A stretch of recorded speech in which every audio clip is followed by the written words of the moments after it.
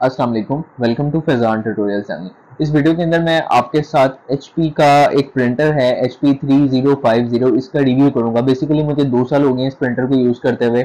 मैं बेसिकली दराज के ऊपर सेलिंग करता हूं, तो अपने दराज के काम के लिए मैंने ये प्रिंटर बाय किया था। ये बेसिकली कि ना ब्लैक एंड वाइट प्रिंटर है, और ये जो प्रिंटर है ये 3 इन 1 है। बेसिकली इसके अंदर प्रिंट का फीचर भी है, कॉपी का फीचर भी है और स्कैन का फीचर भी है। जब मैं प्रिंटर लेने के लिए गया था तो मुझे एक सस्ती प्राइस के अंदर एक अच्छा प्रिंटर चाहिए था। तो लाहौर के अंदर बेसिकली ये गुलबर्ग के अंदर बैठे हुए हैं मेन मार्केट के पास एशियन ट्रेडर्स वाले। मैं खैर उनकी कोई प्रमोशन नहीं कर रहा, लेकिन उनसे मैंने ये प्रिंटर बाय किया था। तो उन्होंने मुझे उस वक्त जो रेट बताया था, जो सिंपल प्रिंटर था, मुझे बेसिकली सिर्फ प्रिंटर का काम था, तो उन्होंने मुझे 9000 रुपीज रेट बताया था प्रिंटर का। तो मैंने कहा चलिए 9000 में ये प्रिंटर है। उसके अलावा मुझे 2-3 कोई और मॉडल भी दिखाए उन्होंने। जब मुझे दूसरे मॉडल दिखाए, एक 12,000 रुपए का मॉडल था, उसके अंदर प्रिंट के साथ कॉपी और स्कैन भी था। सिर्फ 3000 रुपए के फर्क के अंदर मुझे कॉपी और स्कैन भी मिल रहा था। तो मैंने उनसे ये वाला प्रिंटर फिर बाय कर लिया कि सिर्फ 3000 के फर्क में अगर आपको कॉपी और स्कैन मिले तो फिर आपको कॉपी और स्कैन को छोड़ना नहीं चाहिए। आपको फिर कॉपी और स्कैन के साथ मतलब कि 3 इन 1 प्रिंटर ही लाजमी बाय करना चाहिए। तो दोस्तों ये जो प्रिंटर है बेसिकली ये लेजर जेट प्रिंटर है। बेसिकली इलेक्ट्रिसिटी की कंजम्पशन लेजर जेट प्रिंटर की थोड़ी सी ज्यादा होती है, और ये यूपीएस के ऊपर यूजली नहीं चलते। लेकिन इसका बेनिफिट सबसे बड़ा ये होता है कि ये इंस्टेंटली आपको कॉपी करके दे देते हैं, और बड़ी अच्छी इनकी कॉपी की जो क्वालिटी है वो होती है। और दूसरा ये कि इसके अंदर इंक की कॉस्ट बहुत ही कम आती है। इसके अंदर 3050 के अंदर बेसिकली एक 12A का कार्ट्रिज लगता है। 12A कार्ट्रिज की टाइप होती है। कार्ट्रिज वो होता है कि जिसके अंदर इंक फिल होती है प्रिंटर की, तो वो कार्ट्रिज इजीली प्रिंटर के अंदर से आप निकाल लेते हैं और इसके अंदर इंक फिल करके आप दोबारा लगा देते हैं। इसको जब आपने एक दफा फिल किया हो तो तकरीबन आपके 1000, 1200, इवन के 1500 तक आपके प्रिंट निकाल देता है। तो मैंने तकरीबन 2 साल के बाद जाके मैंने अपना कार्ट्रिज जो है वो उसको रिफिल किया है खुद।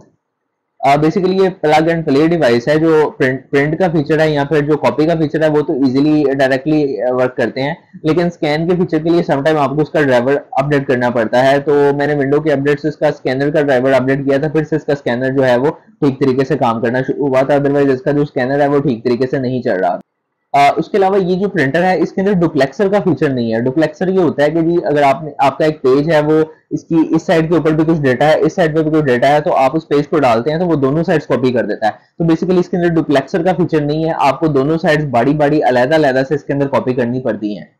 उसके बाद इसके अंदर मैं आपको कुछ और चीजें बताता हूँ कि अब ये जो प्रिंटर है इसके अंदर स्क्रीन नहीं है। बेसिकली जो आप फोटोकॉपी शॉप के ऊपर देखते हैं, जिस तरह की फोटोकॉपी मशीन होती है, इस तरह के भी प्रिंटर आते हैं जिनके ऊपर एक प्रॉपर स्क्रीन होती है।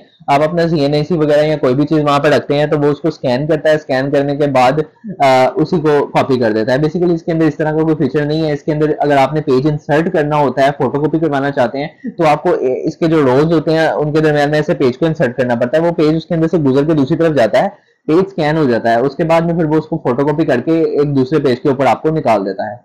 अब इस फीचर का नुकसान ये है कि अब जो रोल्स होते हैं उनका साइज कुछ ऐसे होता है कि उसके अंदर पेज तो इजीली घुस जाता है, लेकिन जो सीएनआईसी होता है, शनाख्ती कार्ड होता है, वो थोड़ा सा मोटे साइज का होता है, वो उसके अंदर नहीं घुसता। तो आप इस प्रिंटर के अंदर सीएनआईसी की जो कॉपी होती है या किसी मोटे मोटे कागज की जो कॉपी होती है वो आप अच्छे तरीके से नहीं कर सकते। तो मैंने अगर ये शनाख्ती कार्ड या सीएनआईसी को प्रिंट करना होता है तो मैं उसका तरीका ये करता हूँ कि मैं उसकी तस्वीरें उतार लेता हूँ, फोटो उतार के मैं उसको लैपटॉप के अंदर लेके जाता हूँ। लैपटॉप के अंदर माइक्रोसॉफ्ट वर्ड के अंदर उसको मैं एडिट करता हूँ, उसके अंदर कंट्रास्ट बढ़ाकर ब्लैक और व्हाइट जो फीचर्स हैं उनको थोड़ा सा प्रोमिनेंट कर देता हूँ। जो इसे हल्के हल्के से मतलब कि डल होते हैं, लाइट लाइट से डल होते हैं, उनको बिल्कुल व्हाइट कर दिया जाता है, और जो डार्क पार्ट्स होते हैं उनको फुल डार्क कर दिया जाता है। तो जब ये माइक्रोसॉफ्ट वर्ड के ऊपर इसकी एडिटिंग करके इसको अच्छे तरीके से तैयार कर लिया जाता है, उसके बाद में जब इसका प्रिंट किया जाता है तो ये सेम एज इट इज बन जाता है जैसे कि आपने फोटोकॉपियर वाले से सीएनआईसी की फोटोकॉपी करवाई हो। और आपको घर के अंदर तो ये वैसे बहुत ज्यादा सस्ता पड़ता है।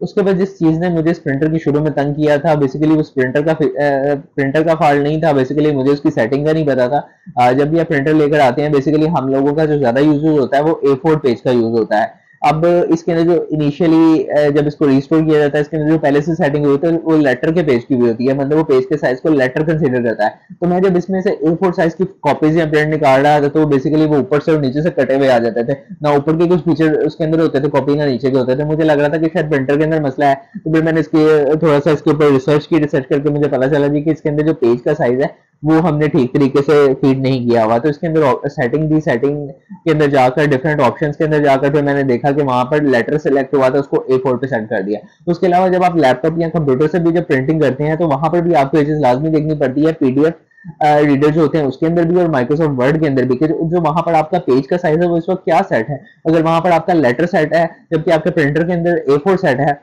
तब भी आपका जो प्रिंटर है वो बिल्कुल ठीक तरीके से प्रिंट नहीं निकालेगा, या तो नीचे या ऊपर से कोई ना कोई चीज किसी ना किसी हिस्से को मिस कर देगा। तो आपको आप अगर A4 साइज को प्रिंट कर रहे हैं तो फिर आपको जरूरी है कि लैपटॉप के अंदर भी A4 की सेटिंग करें, और आपका जो प्रिंटर है उसके अंदर भी फिर A4 साइज की ही सेटिंग होनी चाहिए। दोस्तों उम्मीद है इस वीडियो से आपने कुछ ना कुछ सीखा होगा, और अगर प्रिंटर से रिलेटेड, लेजर जेट प्रिंटर से रिलेटेड आपका कोई भी सवाल है तो आप इस वीडियो के नीचे कमेंट करके भी मेरे से पूछ सकते हैं। इस वीडियो को देखने का बहुत बहुत शुक्रिया। अपना ख्याल रखिएगा। अल्लाह हाफिज।